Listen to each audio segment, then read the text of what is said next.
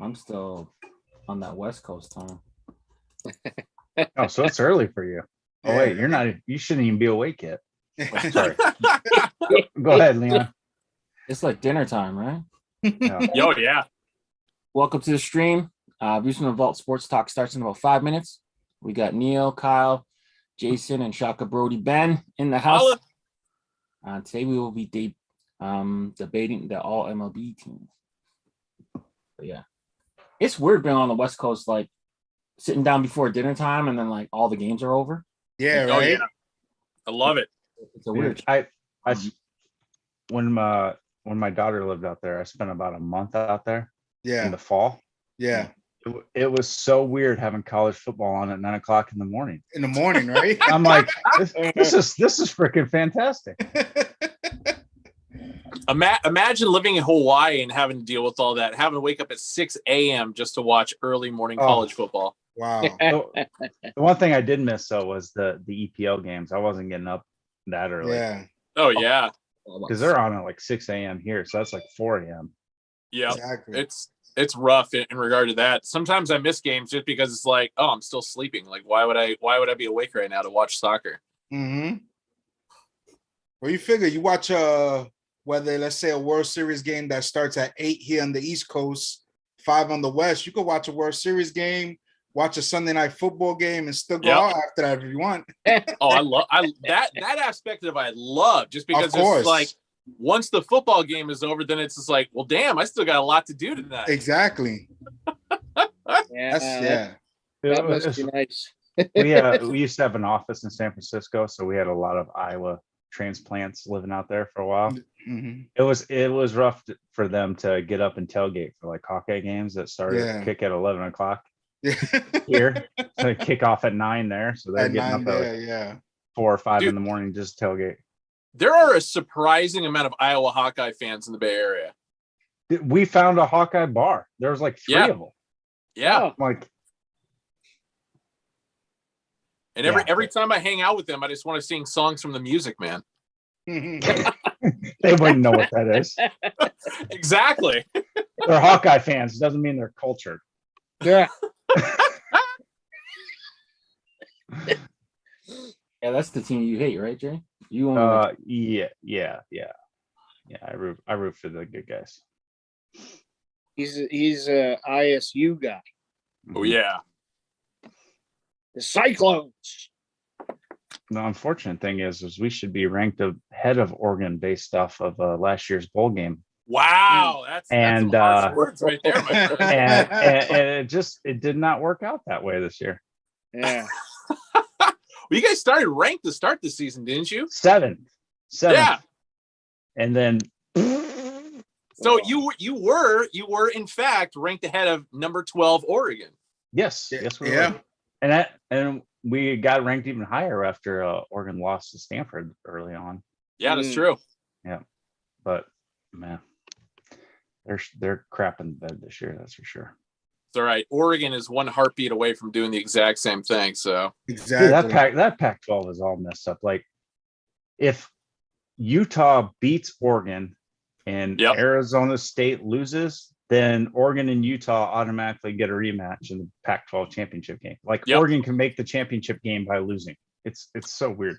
I think Oregon's going to get the Pac-12 North as it is anyway, just because it's like, okay, even if they lose to Utah, they're still probably going to beat Oregon State. Right. But Utah always, for some reason, at the timing of the season, because they usually play later, but it's always when Utah is ranked. And so it's like, all right, good. At least Oregon can finish the season with one big Pac-12 win. Yeah. But I'm actually nervous about this Saturday because the beating that Utah gave Stanford a couple weeks ago, it's just like, I don't know what's going to happen. And then Oregon just lost Micah Pittman today. He entered the transfer portal. What? Yeah. During the season? And 10 games into the season? 10 games into the season. He's probably going to transfer to USC. Oh my. Because even within conference, huh? Yep. That's man. Have they well, I know they haven't come to it yet. Have they what's the talk about the new USC head coach? Have they really spoken about anybody? I mean, names will get thrown out there just because of like, NFL prospective coaches and then, just bigger names kind of floating around. But USC hasn't picked anybody yet, as far as we know, or at least they haven't announced anything yet. Yeah. Right. But it's just rumors upon rumers. Of and course, then continues. a whole bunch of guys. Well, I don't even know if they can talk to NFL guys right now, can they? Take Urban Meyer, man. Yeah, they can, but everybody's kind of denying it. I think Urban Meyer. I think that he's burnt. You think he's done? Yeah, I think he's done with the Jaguars. I think he's. Well, no, I don't think he'll coach in college again. Oh yeah, you don't think so? I could see him USC giving him like. Yeah, but why would you? You don't know how long you're going to get him for. Yeah, no, that's true. It's always a possibility he can end up, going somewhere else, right? But yeah, there's no loyalty in the college football coaching game. That's for damn sure. I don't know. It's about who signs that check. Yep. I mean, Saban hit that gold when he went to Alabama. Oh, big time. He's not going anywhere. He's never. He's going to retire from there. Oh, he's going to die there. Yeah, absolutely. Why? I mean, he's making what, $11 million a year? Yeah. And he basically doesn't have to recruit. No, right? he doesn't. Everybody wants to come there. Right. Exactly. Yeah. The only recruiting he does is to pick from the top prospects of who he wants on his team. Yeah. So exactly. He does. Hey, man, they put out players though, man. Ooh. Yeah, and Michigan State's working on a 10-year contract for their coach right now. He signed it. Oh, he did. Okay. $95 million. Jesus Christ. 9.5 a year at Michigan State. That's crazy. Wow. He's done a good job there, though.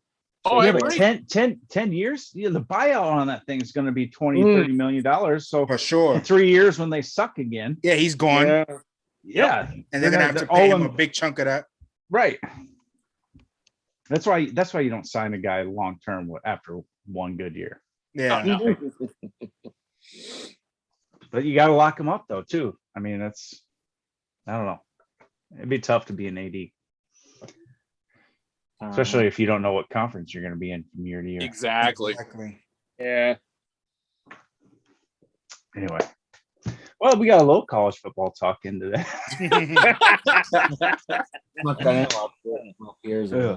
I got the Pacer game going at the same time. At least just seeing the score updates every couple minutes or so. So How many TJs are on the court right now? At least 2. They wearing those sweet City Edition jerseys, Pacers. What was that again? Are they wearing those sweet City Edition jerseys? Oh, I don't know if they are tonight or not. I haven't seen any video clips yet. So those are nice. Oh, dude, I love them. I was really surprised of how good they turned out. I'm very disappointed in the Celtics one. Yeah, it was it basically doesn't look any different. Yeah, it looks pretty much like a regular Celtic jersey. Yeah. Yeah, there was a lot of hits and misses. I mean, you know, I'm in that your jersey head group, and that was the big talk this week. I mean, the size tag and all that stuff down by there is really cool, but you never see it. Exactly. Yeah. So anyway, Leon, you want to get started, bud? Are just a disappointment this season to begin with, anyway. But hey, NBA doesn't start till Christmas, so we got time. So yeah, let's get this show on the road. 1 second. Pacers by 6 right now. There you go.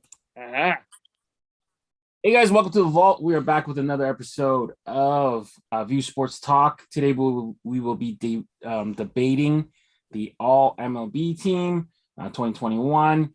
We got a bunch of panelists in the house today. Myself, Leon, Jason, Ben from Hat Club, Kyle, and Neil, aka Philly Guy, aka fan. Yeah, so Jason's gonna be hosting today. I'm still a little bit jet lagged, so Jason.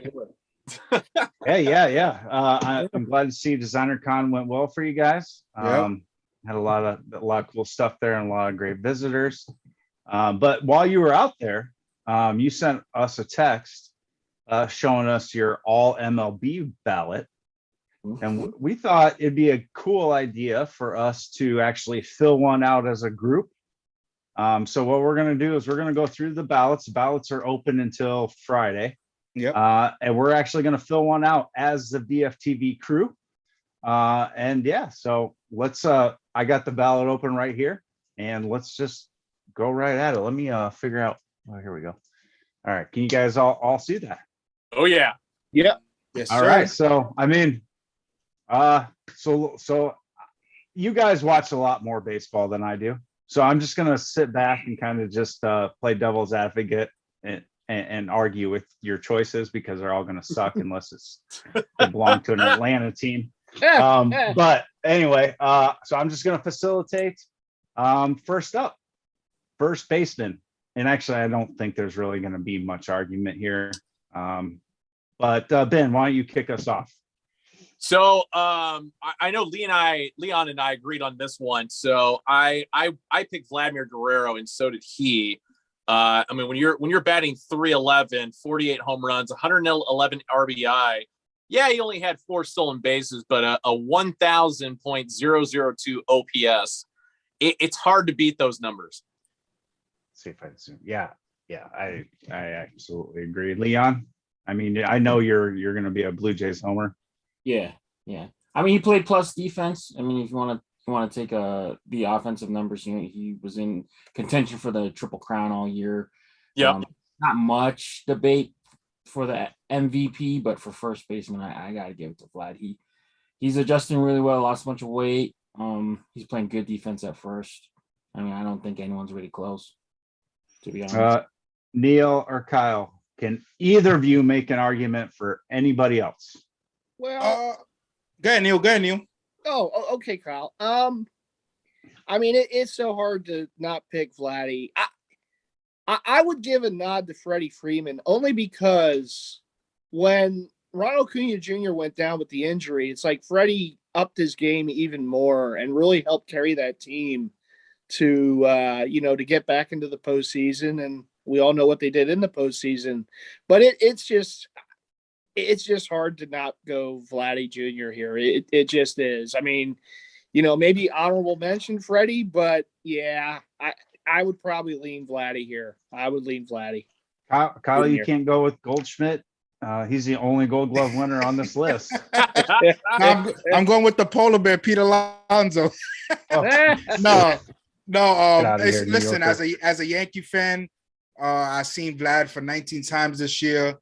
Like you guys said, just to reiterate, he almost had a Triple Crown season, 48 home runs.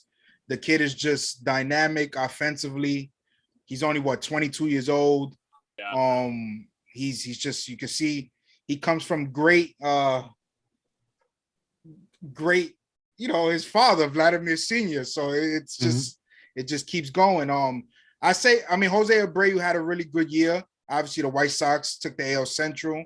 30-117. That's he's been doing that consistently since he's came into the league. Freeman, obviously, World Series champion, and I believe he definitely stepped up once Acuna got hurt. But it's hard to argue. Vladimir Jr. He had an incredible season, man. I got to say one thing that I probably should have mentioned earlier.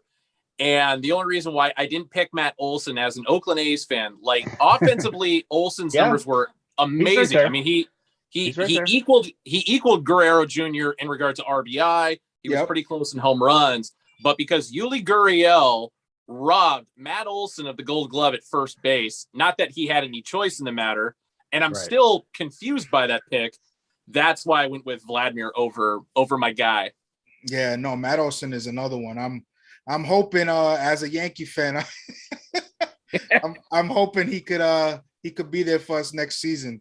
I can totally see that happening based on what the A's are doing right now. So yeah, that's going to suck for me. Yeah.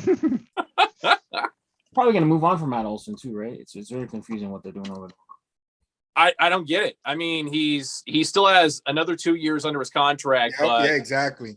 The way things are operating, it's just like the fact that Bob Melvin dipped town to go to San Diego. It's just like, that's just the first domino to fall. Are they just trying to save money to get that new stadium? That's what I was just going to ask. Yeah, but as taxpayers, we're going to get the short end of that one. So it's like, why is it? And really you're going to get a quality product in that brand new stadium too. Oh, for sure. But it's always been kind of the athletics thing, right? You know, they develop guys and then they end up, you know, they just end up letting them go. We've seen it in the past with Zito and Mulder, and the list goes on and on. So yep, it's unfortunate. You know, he's a great player. All right. Well, I think first base, that was pretty much a no-brainer. Discussions should get a little more heated after this. Second base, Neil or Kyle, I would start with you, but there's no Phillies or Yankees on this list. So Leon, why don't you kick us off? I mean, to me, it's a split between Ozzy Albies and Marcus Semien. I think Marcus Semien, watching him more, I felt like he was a little bit more clutch than Vlad. I feel like a lot of Vlad's damage was a lot of pylon runs, but I don't know. I just seen a lot of stuff in late innings for Marcus Semien. He really relaxed the lineup. He led off for a lot of the year while George Springer was out. Bo Bichette was a lot more calm this year, less errors. And he played a new position. He played a new position for the first time. Won a Gold Glove over there at second base. Has a major league record now for most home runs by a second baseman. He's going to get paid. I hate to see him go, but I love watching him while he was here. My vote would be for Marcus Semien. What did Bo Bichette have to do with this? Great team. I'm confused. He's a great team. I mean, like, he moved over, and just the effect that he had on the lineup, man. 1 through 7. There wasn't many lineups better. Okay. All right. All right. Go ahead, Ben. So I went with Marcus Semien as well. Obviously, the ace connection played a factor in there outside of the numbers that Semien put up. The other guy that I was debating between was actually Brandon Lau. I felt his power numbers were pretty substantial, especially for as little as the guy is.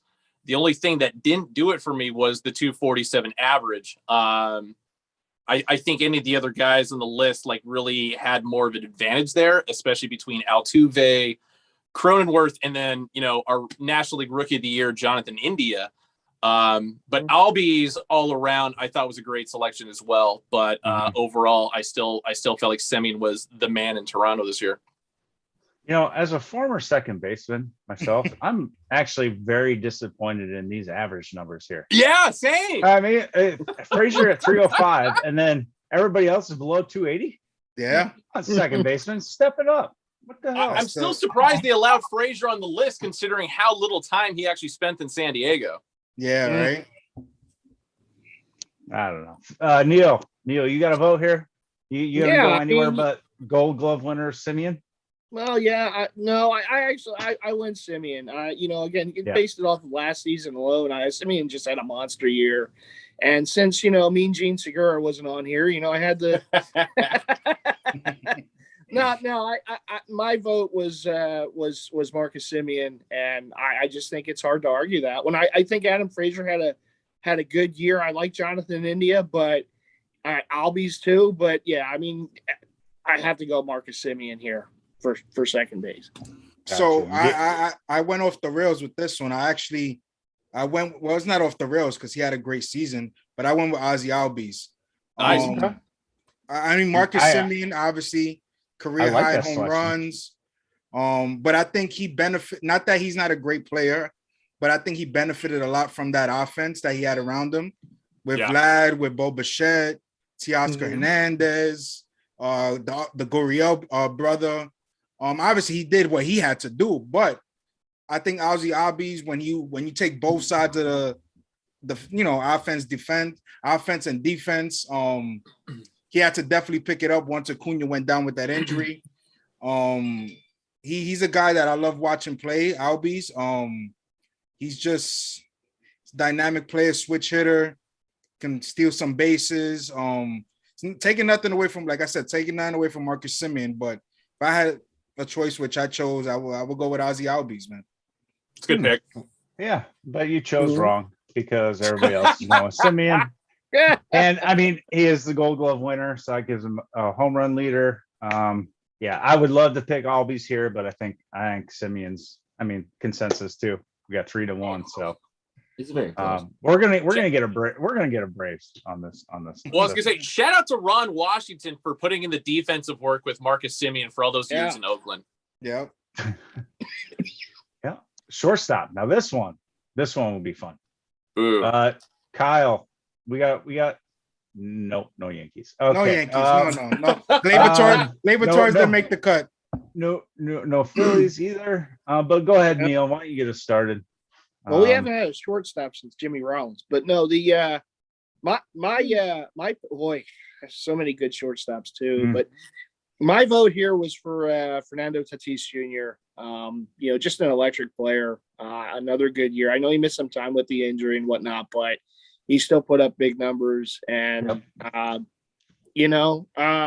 it's just tough, man, because shorts, there's so many good ones. But at the end of the day, I had to tip the cap and give it to Mr. Tatis Jr.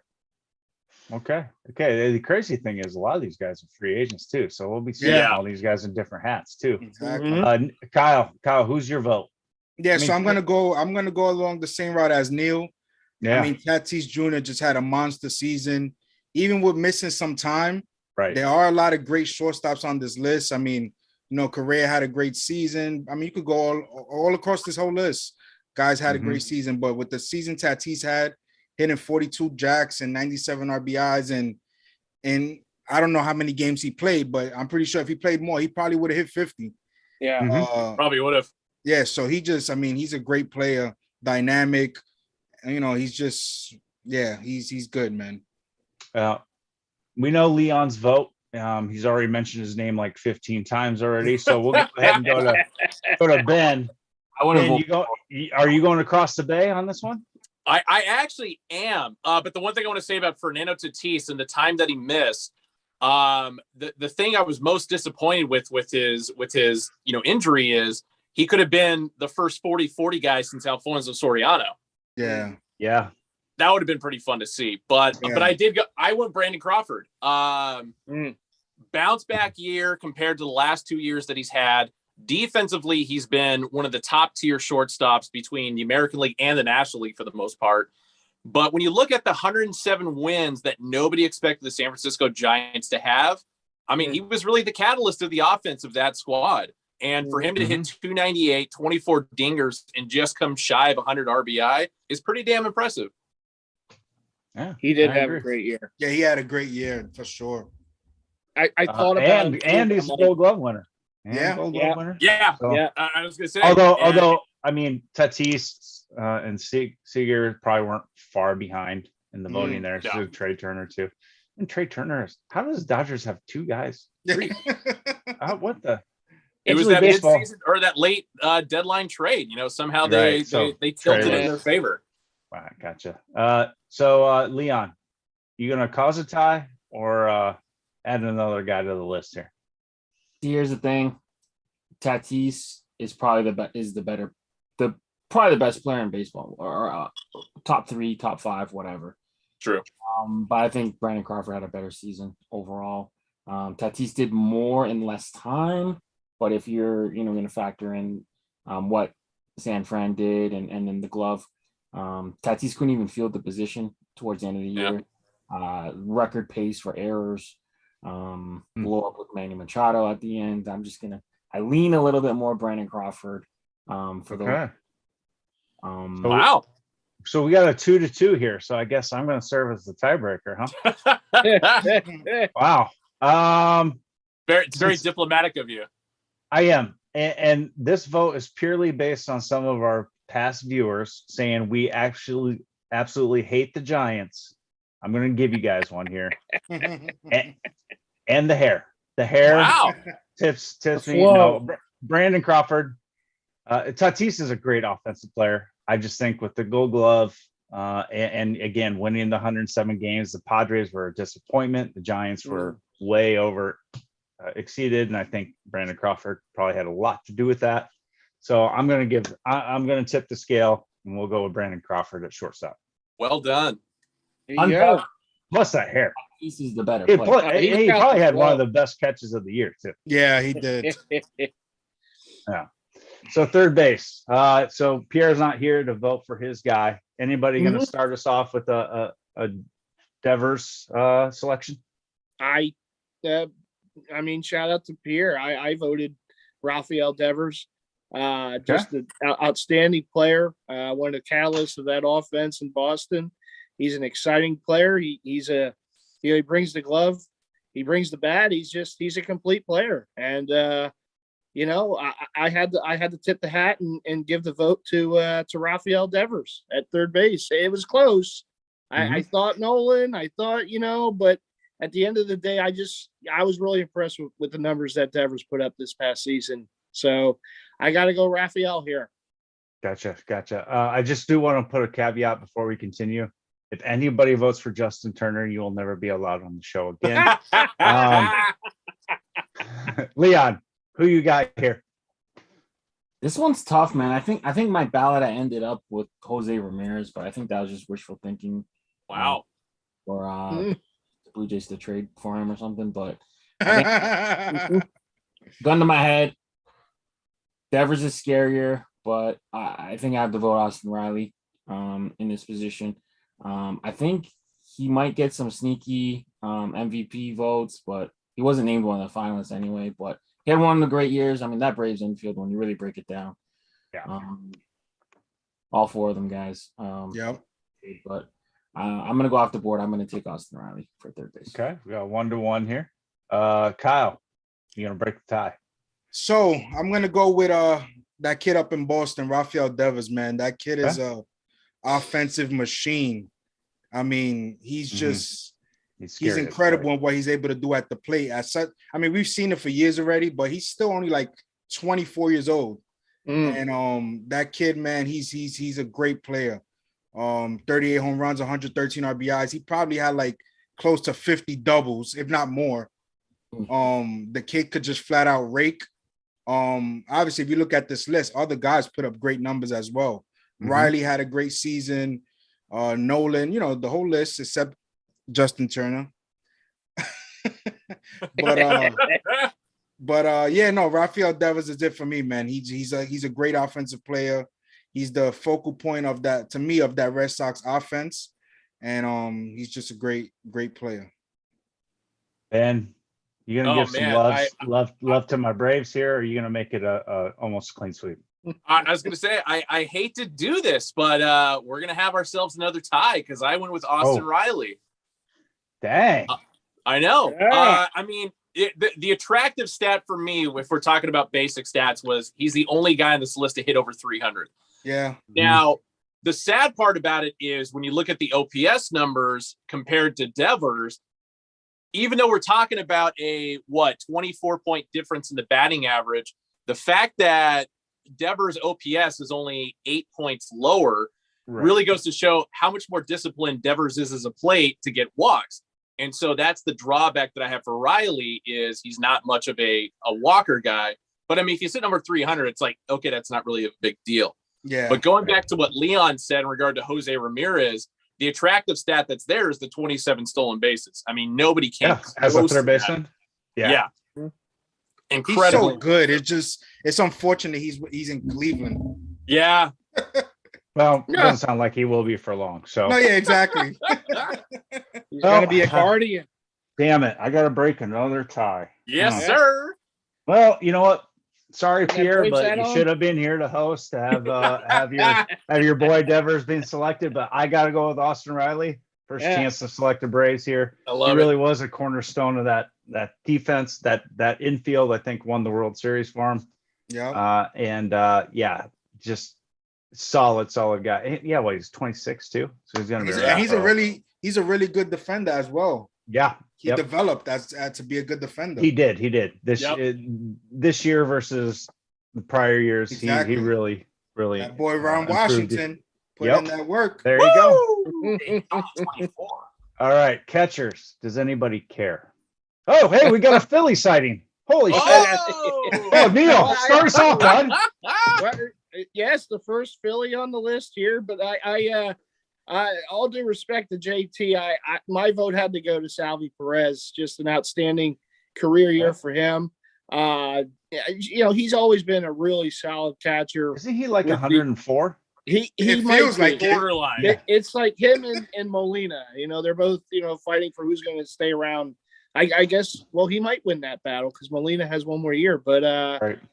I had to go Salvi here. Just a fantastic season for him, and I just think he earns this one for the catcher spot. Nice. Leon, since there's no Blue Jays on the list, give us your vote. It's Salvi Perez, and it's not close. Looking at their lineup, I don't understand how you even got 48 pitches to hit. It was super frustrating watching him mash a lot of home runs against the Blue Jays whenever we played. But yeah, I don't think it's close. It shouldn't be. Okay. Ben, you going anywhere else with this one? Nah, Salvi as well. I was really hoping he was going to get to that 50 home run mark. And the fact that actually you and I watched together him get one of those home runs against the White Sox right before we went to All Out. Oh, we did, didn't we? Yes, we did. Ah, cool. All right. Hey, Kyle, I'd love to get your thoughts, even though they won't matter here. Yeah, so this is a clean sweep for me. Salvi Perez, always been a Gold Glove defender, but never quite this productive offensively. No. And he had just a monster season. I think his career, he never hit more than, I believe, like 25 home runs in the season. Yeah. And he went on to have 48. But so besides the fact that it's a clean sweep for me as a person who played, college baseball, and I was a catcher, it's just disappointing to see what the catcher's position has kind of become. It's like, I mean, I blame it on Gary Sanchez. Yeah, well, he has a lot to do with it. That's for damn sure. Because if you look across the league, it's only probably 5 really, really good catchers. Yeah. And the rest are just like, okay, the fact that Wilson Contreras is even a finalist here. Yeah, exactly. Like it's crazy. But besides that, Salvi, he just had a monster year, man. He's great. 260. I mean, what? Yeah, it's hard. Zunino, that's all he does. It's a strikeout or a home have run. Better averages than this. Yeah, Zunino is a strikeout or a home run, literally. All right, Salvi Perez. I think everybody agree. A designated hitter. I'm surprised they. I guess with the National League going to the DH next year, we'll get a few more candidates. But hey, Kyle, first Yankee sighting. First Yankee, Giancarlo. We got through the entire infield before we saw a Yankee. Our infield did not deserve no all MLB this year. That's for sure. But listen, man, Jordan Alvarez, I love the kid in Houston. He's a great offensive player. Nelson Cruz, he's about 50, and he's still able to rake. He put up 32 and 86. My guy Stanton obviously had a bounce back year after the past couple of years being injury prone every year. But come on, Shohei Ohtani, man. He, 257, 46 and 100, went like 9-3 as a pitcher. Obviously, we're not talking about that, but I didn't expect him. I seen prior to him coming to the big leagues, obviously. I seen video on him on YouTube over there in Japan. And obviously you could see the guy, he can hit, but I never thought he would. I mean, he's one of the best hitters in the game. And the average is down a little. Yeah, no, the average for sure. But baseball, they don't even care about that anymore. I'm not saying that it's a good thing, obviously. I think you should be able to hit more than 257. But look at his OPS. Yeah, his OPS 257, but his OPS is almost 1,000. Exactly. It's 100 points higher than anybody else on the list. Plus, he had 26 stolen bases. I mean, this guy, he could do it all. Literally, he can literally do it all. So, these other guys on the list, obviously great hitters as well. But, I mean, how could you not choose Ohtani, man? All right. So, Kyle, set the tone. Does anybody else have an argument for any other player on this list? I do not. Showtime. Okay. Yeah. Showtime landslide. Yeah, I think so too. A little bit of run towards the end of the season where him and Judge went nuclear for a bit, but yeah. Showtime. Yeah. Not even argue. All right. Outfielders. We get to select 3 of these guys. Well, can we take away the guys that probably don't deserve it? Sure. And like all of them No, are. no, not all. Well, of like them, who no. is this guy? Hey, he's out of here. Yeah, I think you could take. Adolis Garcia. Yeah, Garcia's Never- probably out of there. Hernandez Manager? is probably out of there.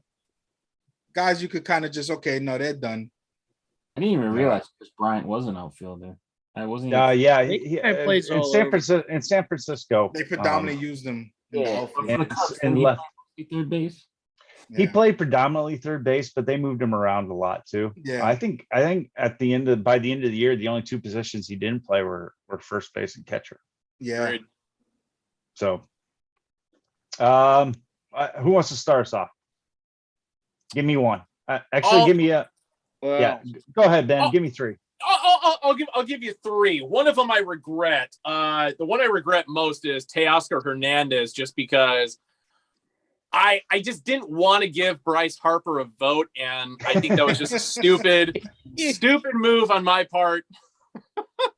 But I'm man enough to admit my mistake. So if I could change one, I would drop Teoscar Hernandez. I would give my vote to Bryce Harper.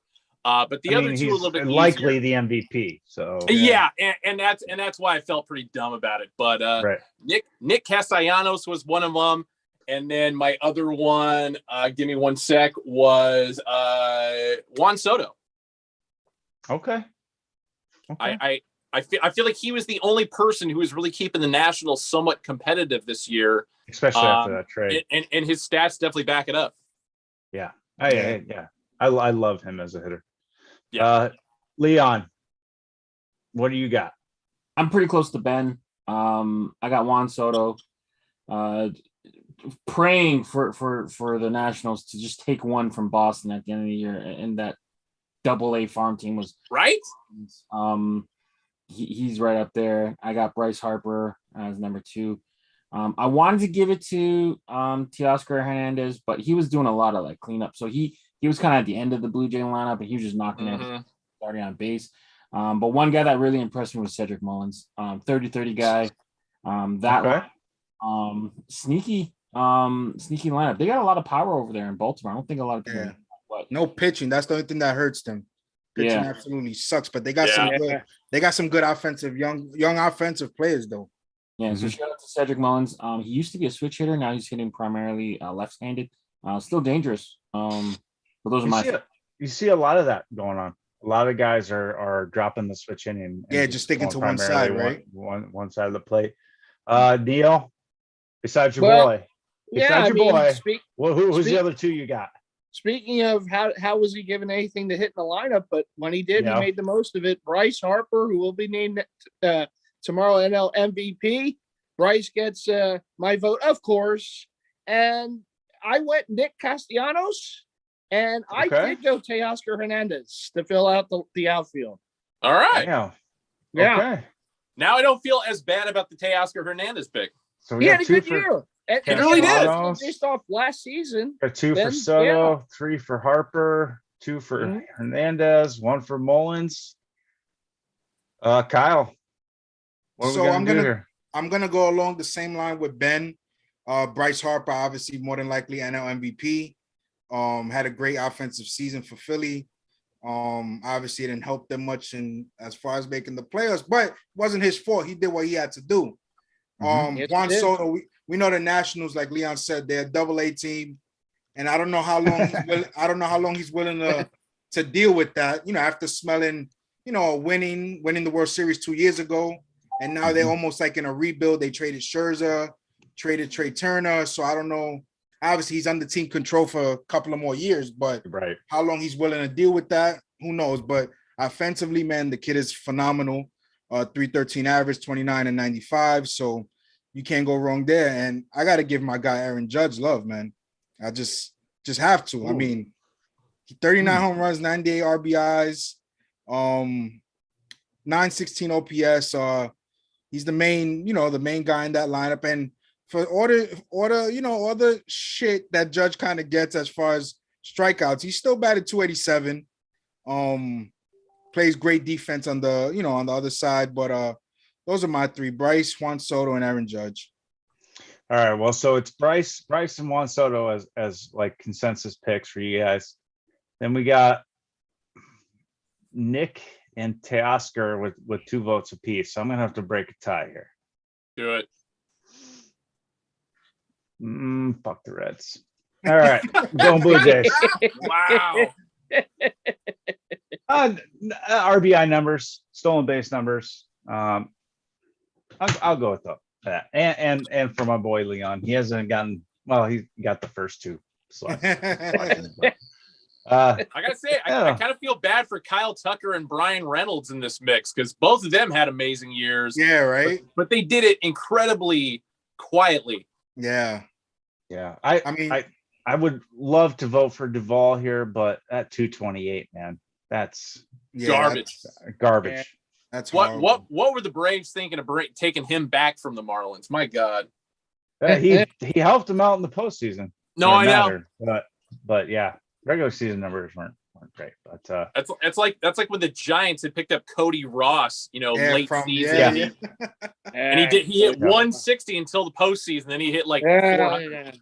Right, exactly. There's a lot of good players on this list, but I have no problem with the 3 you guys selected here. I like it. Yeah. All right, starting pitchers. Now this is going to be hard. Oh Lord. I get 5. Starting 5. All right. Well, I'm gonna start off with something here. I'll set the tone. You guys can agree with me or not because we got to select 5 here. Corbin Burns just won the Cy Young today. Got to select him. Max Fried was lights out in probably the most important game of the year. Ooh. I know that doesn't hold. Shohei Ohtani, I know he doesn't have the numbers, but what he's able to do is just impressive to me. Wainwright, 17 wins at like 40 years old. It's absolutely impressive. And Robbie Ray, the other Cy Young winner. I'm setting the tone. Ben, agree or disagree? I got you on one of them, and that would be our Cy Young winner, Mr. Corbin Burns. So that was the easy one. And then from there, I went some weird directions. Kevin Gossman, I felt like he was the anchor of the Giants rotation. Yep. So he was one of my picks. Scherzer, because he did it for the Nationals and the Dodgers. That was kind of an easy one. Sure. Julio Urias, going from a predominant bullpen guy for a long relief position to a starter and getting 20 wins on the year was pretty damn impressive. But my outlier, and I don't know if anybody else picked this, but Chris Bassett. Chris Bassett. I don't even know how to spell that. Bassett. Here we go. Oh, well. And no, I was gonna say there is the element of it being a homer pick, but I think the bigger thing with this 12-4 record, 3.15 ERA, 1.06 whip, 159 strikeouts. But the one detail about all of his stats was the fact he missed a month and a half because he took a line drive back to the face. So based on the law of averages, as far as what he put up, like I definitely think he would have come close to 17 wins, perhaps. He would have definitely eclipsed 200 strikeouts. And I think he actually really would have been in contention for the AL Cy Young. Yeah. Well, so is next year. He's even on the team anymore. Yeah, sure. Leon, who you got for us, man? I'm gonna roll with Garrett Cole. He had that little when they banned the spider tax. He then he kind of faded towards the end, but just all in all, he had a great season. I'm going to take Robbie Ray, obviously, Mr. Tight Pants. He was the ace. The Jays, when no one expected him to be, the Jays took a flyer on him to re-sign. I think he only got $8 million to play this year. No one wanted to sign him. He was one of the first free agents to sign last year. Probably this year's probably going to be one of the last, but I'll take Scherzer. Almost unhittable when he got traded. He was really doing crazy stuff for them. And then I took Walker Buehler. I don't know if maybe should have researched that one a little bit more. And then Kevin Gausman. He led that team. Was he on a 1-year contract too? He's a free agent. Yeah, he was. Yep. He's gonna get paid too. So big time. the best pitcher on the best team. I'll take Gosman. Okay. All right. Kyle, we got 3 almost for sure's here. Yeah, so the And- consensus, it's obviously Burns and Robbie Ray for me, the 2 Cy Young Award winners. Okay. I also went with Garrett Cole.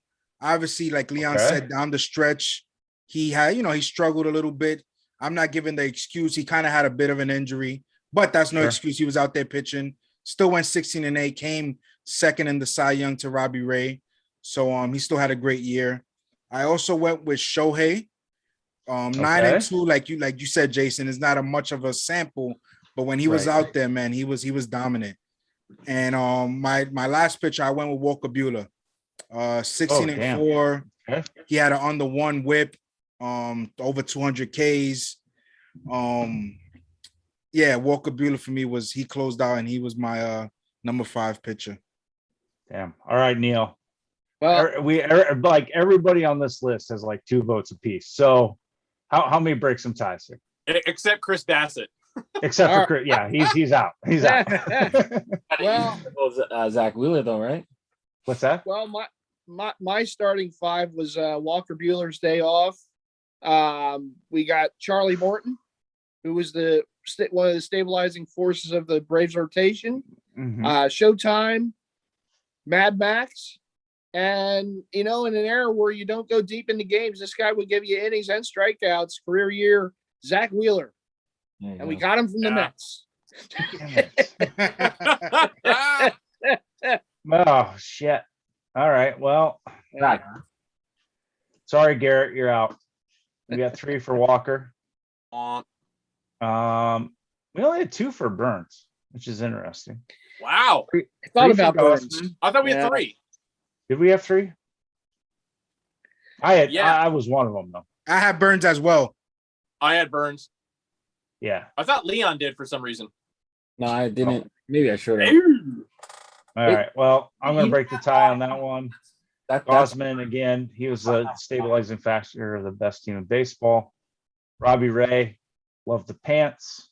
And Scherzer, again, even at his age, he just unhittable. I mean, look at that whip.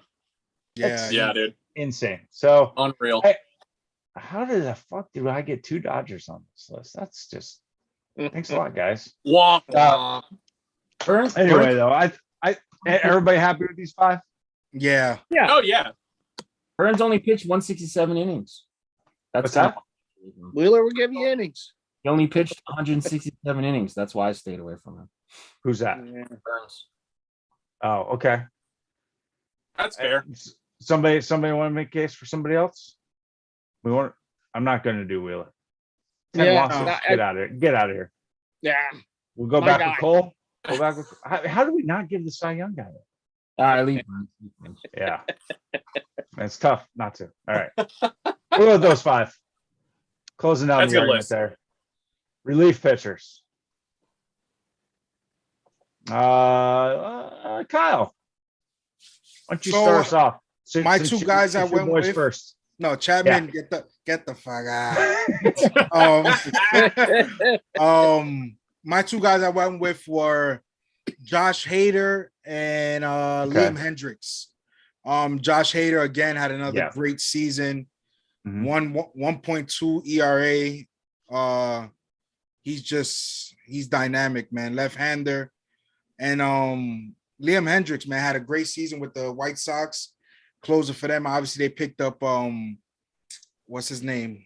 Kimbrel during the season, but he was still out there, 38 saves. I believe he led the league in saves, if I'm not mistaken. I could be wrong, but 2.54 ERA, that doesn't concern me much. He was dominant, 14.3 Ks per 9. So I went with Josh Hader and Liam Hendricks. I don't like this entire list. Where's Will Smith? Will Smith is not there? No, Hey, Hector he's Neris on is here. on there. All right. Ben, I went the exact same route. Liam, once again, way to go, Oakland A's, letting your closer go. Yeah. And Josh Hader, outside of what he did in the wild card series, amazing season. Yep, I absolutely agree. Neil, It you got was anybody else? No, it was Hader and Hendricks for me too. Yeah. Bang. And Leon, you gonna make a case for your boy? Nah, he was good, but he was the only one that was good practically. The Blue Jays pen sucked this year, but I'm with you guys. Liam Hendricks and Josh Hader. There's an outside chance Kimbrel might have if he stayed there, but he sucked it up when he went to Chicago, the other side of Chicago. So I'm good with those two. Should have stayed Okay. on the north side. Well, let's go ahead and review. So first base, we picked Vlad Guerrero. Wasn't much of a discussion there. The offensive numbers speak for themselves. Second base, we had a little bit more, but Marcus Semien, Gold Glove winner, 45 home runs from the second base spot. That's incredible. That's Yeah. Shortstop, we had to go a tiebreaker on here. If Fernando Tatis had played the entire year and stayed healthy, I think he probably would have gotten it, but he's got to get that shoulder figured out if he's going to be a top tier shortstop. We went Crawford. Third base, my boy Austin Riley.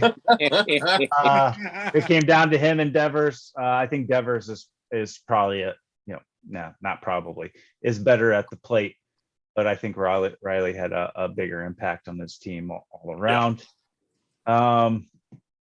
Catcher Salvador Perez hitting 48 home runs to match his age. Pretty damn impressive. Unanimous. Yeah, unanimous. Designated hitter Shohei Showtime. I mean, it's a pretty good list, but Showtime, just what he did. He was a story of baseball this year. And individually. So that we had to go with him. Outfield. I was surprised. You guys only had like 6 or 7 different selections, but we ended up narrowing it down to soon to be MVP Bryce Harper, Juan Soto, one of the best young hitters in the game, and some guy named Teoscar that I never heard of, but I went with them because I don't like the Reds. Starting pitching, we were all over the place on this one. I don't think there's really any bad choices here. I mean, we had Cole, Otani, we had some Wheeler votes, a Max Fried vote, a Chris Bassett vote, but overall we came down with Burns, the Cy Young winner, Gosman, the heart of that 107 win team, Robbie Ray in his tight pants, Max Scherzer, and I think it's his eyes that make him unhittable. Has to be the two Looking different in colors, the right? He's got to freak batters Different out. ones. And then Walker Buehler, that 16-4, whip below 1, pretty impressive. Not impressive enough to get past the NLCS, but and then for our relief pitching, we'll go with Josh Hader, probably one of the best closers in the game for the last few years, and Liam Hendricks. I think he was a big reason the White Sox ran away with that division and ran away with it quite early. So, I'm pretty happy with this list. I want to know what the parameters were for the options they gave us, because there's a lot of dudes who I feel like we're missing from the list. And not to hype the A's again, but Starling Marte for the outfield was definitely one of those guys missing. I'm guessing just some committee Has to voted be on it, because I didn't see anything about fans voting before this.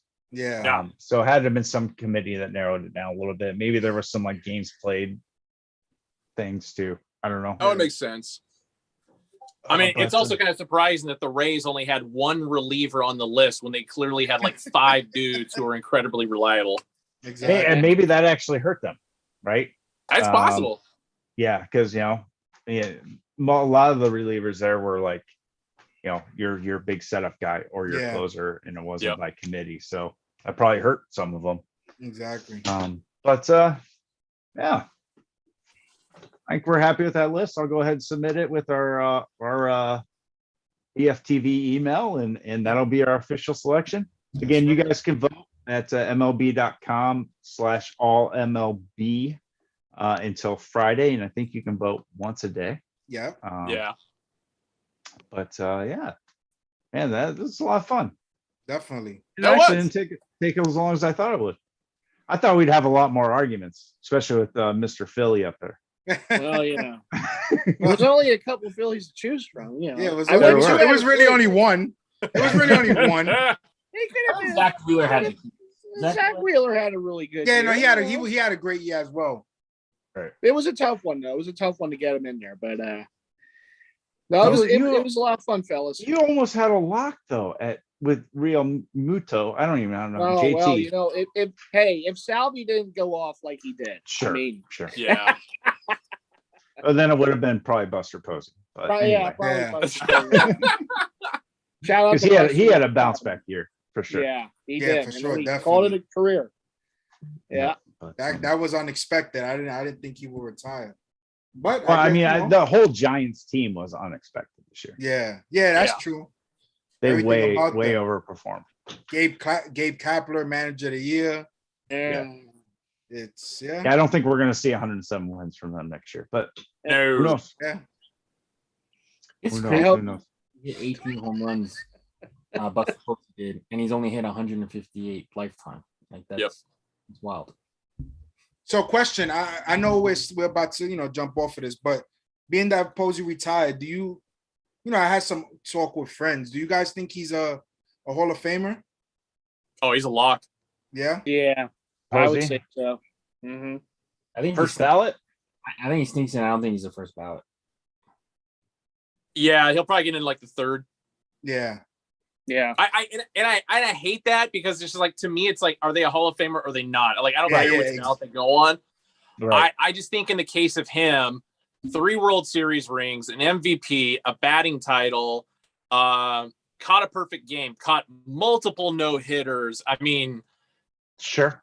for a guy who really wasn't a catcher until he went to the majors. Yeah. Not It's to mention impressive. the Posey rule.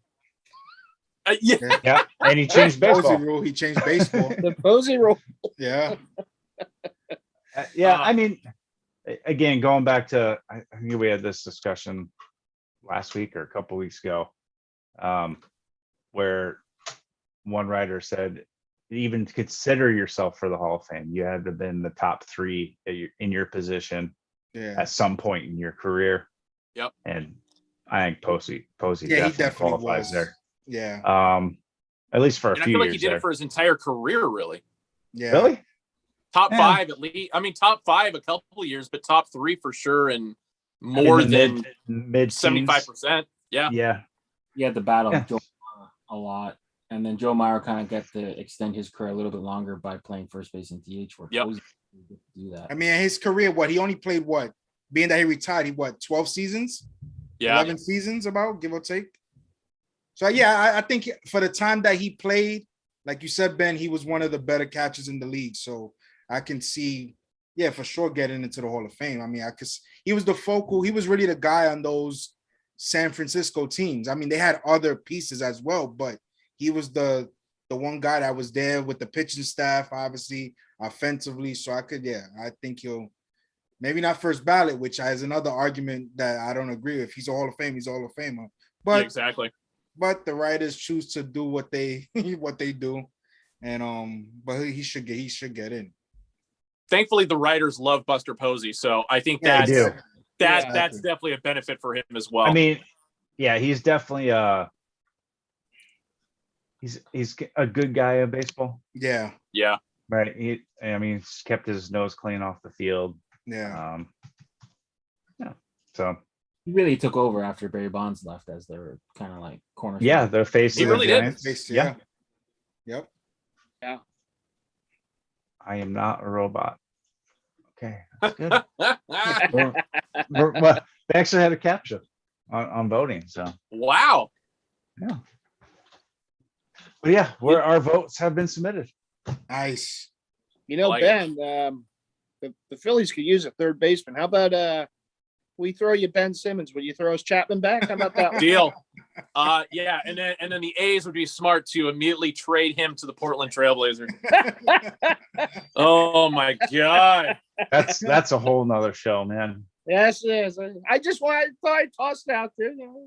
Even Oh, Reggie oh, Miller is wheeling and dealing. telling them to trade Ben Simmons Yeah, for a right. sack of beans. Speaking of the Sixers, the Pacers beat the Sixers the other night, and tonight they lose to the goddamn 3-10 Detroit Pistons. Yeah, we Oh, did that. God. See, they used up that win. They should have. They should have let the Sixers win that game. Then you would have beaten the Pistons. Yeah. I mean, the big man wasn't playing in that game, and we have a lot of COVID issues right now. But it's a long season. Like Jason said, it doesn't start till Christmas. Right now, though. Basketball doesn't start till Christmas. Yes, maybe Ben will be gone by then. This Maybe is just preseason. another This is team. just preseason. Maybe that. Well, let me ask you this in regard to Ben Simmons then, because like Portland, there was the offer on the table of Ben Simmons to Portland for CJ McCollum and of course a bunch of first round draft picks. What was your thought on that deal? I mean, Why a would lot of these Philadelphia take that? proposed trades, you just never know what to believe or not believe. I mean, what was it just the other day they were talking about Simmons for Brown, right? For the Celtics, which I would ride a bike to get him there for Brown. But the Celtics do that. What does that? Hey, time out. What does ride a few extra bike pounds mean? on me these days. Me riding a bike is but no, I you know what? CJ McCollum is a nice player, and I mean today, right now, I would do the deal, but obviously it comes down to the Sixers and whoever else is going to make that trade. I do believe he's going to be traded at some point this season. Yep. I don't know when. I wish it would be tomorrow, but who they get for him, what kind of package they get back for him. All this is just going to be part of the deal. There may be like a third team. They may even try to do like a 3-team deal or something like that. How Harden, got out of Houston last year. Anything's possible. But CJ McCollum's a nice player, and you know what? You can do a lot worse than CJ McCollum. So if that's the type of deal that ends up happening, hey man, as a Sixer fan, I just want what helps the team. And he's a Lehigh Valley guy, so I figured you'd be all about that. Lehigh, yes, he did go to Lehigh, and there's a couple names that have been floated around. Until it happens, I'm just going to wait and see. And when it happens, okay, this happened, because I've been hearing so many from the summer on. So, it could be for this guy, it could be for that guy, it could be for this. Right. I just want it to happen and be over with. It's like that Band-Aid, just rip it off. Can you imagine though being a GM of another team and calling up your president or owner and saying, "Hey guys, I got a great idea. We're in trade for Ben Simmons." I mean, given all the news and how he's basically given up on his team and his organization, how could you even justify? Yeah, because they want to be the GM that said that they corrected Ben Simmons. Yeah, that they were the ones that got that. That unhinged talent out of him, right? Now we can all laugh about it, right? But it's a real deal. I mean, there are GMs that want to try to be, the smartest in the class. So they're going to try to say, okay, well, like I was just telling someone the other day, to me, the perfect fit for Ben Simmons is the Golden State Warriors, because he doesn't have to, he doesn't have to score, right? He doesn't have to shoot. He can just facilitate, play defense, and get rebounds. Basically, years ago, Andre Iguodala was asked to be the guy in Philadelphia. He's not an A1 player. He's a very good role player. And I always liked him, right? So when he went to Golden State and had success after his years in Denver, it was no surprise to me that what he was doing, because he was able to have his strengths worked on that team. And he wasn't asked to be the guy. He was a role player off the bench and won a Finals MVP, for goodness sakes, doing it. Yep. Ben Simmons could do the same kind of thing. He can go to a ready-made team like Golden State and fit right in. I mean, stranger things have happened. But we all agree he's not an A1 player anymore. No, he's a no. I can't say what he is here. It's a family program. Right. Is it? No, I don't think so. Okay. I just don't want to see him in Golden State because of how amazing that goddamn roster is right now, and then to add Ben Simmons, that's just like great. Steph Curry's my favorite non-Sixer. I've liked him throughout his whole career, so I do keep an eye on the Warriors. I just he's incredible. it's it's just one of those things. And I just use them as an example, as a ready-made, he doesn't have to be the scoring option there. They have more than enough.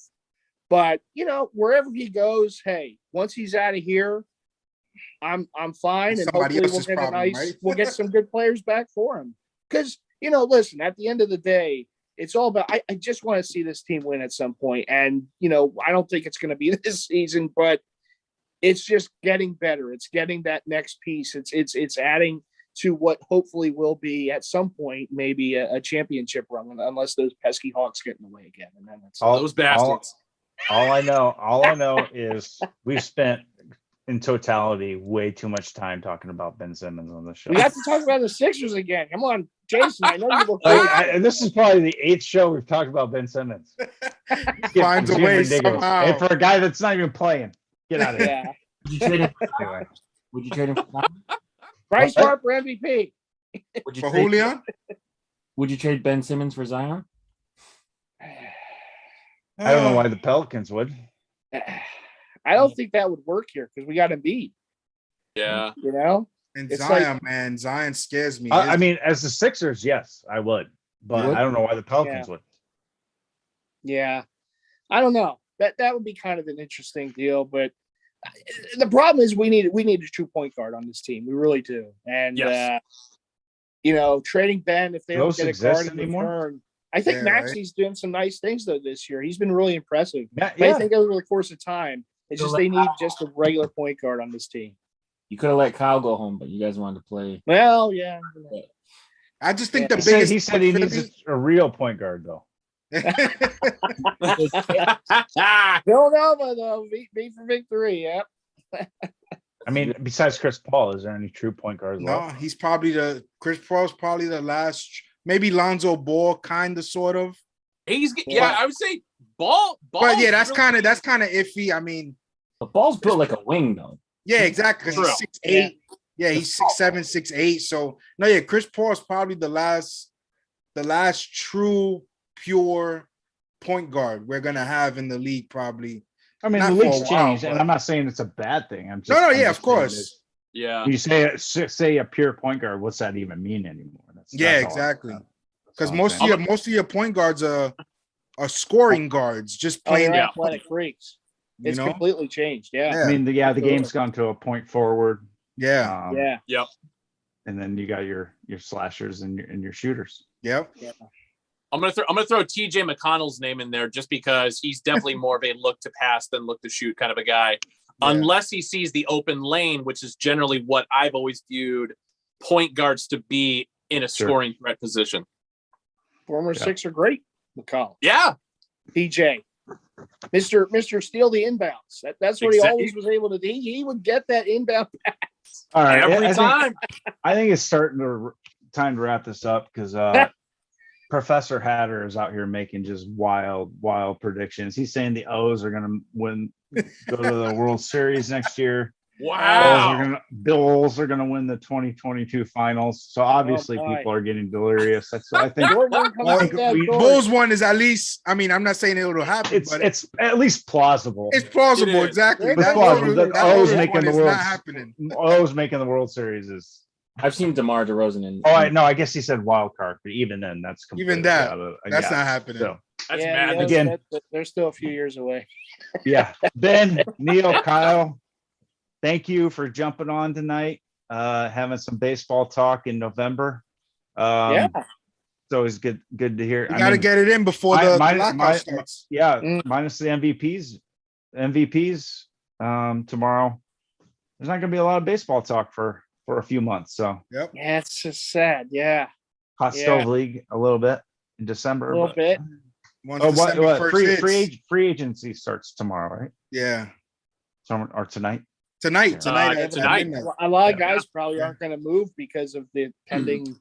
They're just going to be in hold pattern, which kind of sucks. Because the MLB players arbitration or agreement is up. They can't come to an agreement. Yeah. I think Brandon Belt has been the only guy to accept. What's that? Yeah, to accept the qualifying offer so far. So, which smart for him based on his injury problems. And it's like, oh yeah, $18.4 million. Why the hell would you not take that? Exactly.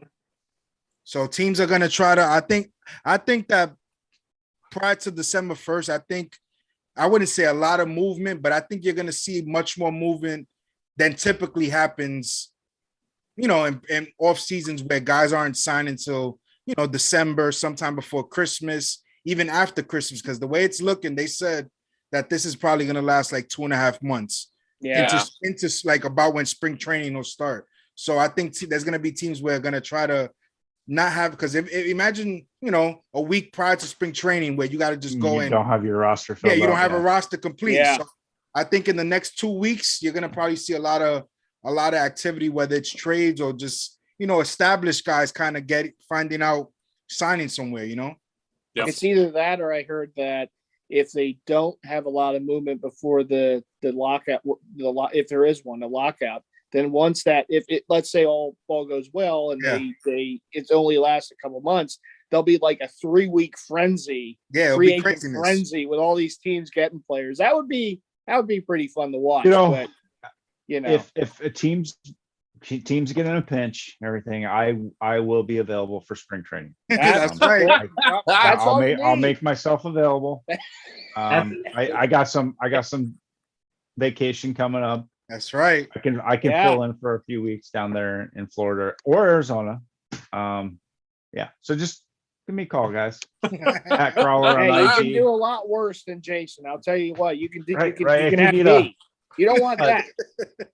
A guy who hasn't played second be able to base get in a buck 25 down. years to come fill in. Do it. And the only reason I played second base is because that's about as far as I could throw it. I'm your guy. Did lead the conference in hit by pitch one year. Wow. Wow. Chase Utley, you. Yeah. That's the only way I could get on base. So I leaned in a lot. So Hey, anyway, that's a high OPS right there, my friend. yeah, it is. All right, Leon, big fella, why don't you wrap this thing up? It's off the rails, so let's get it going. Guys, make sure you guys are dropping a like on the way out. Subscribe to the channel. Viewsfromthevault.com for your official merchandise. Podcast available on all major streaming platforms. For Jason, Leon, Kyle, Neil, and Ben, we sign out. Stay fit.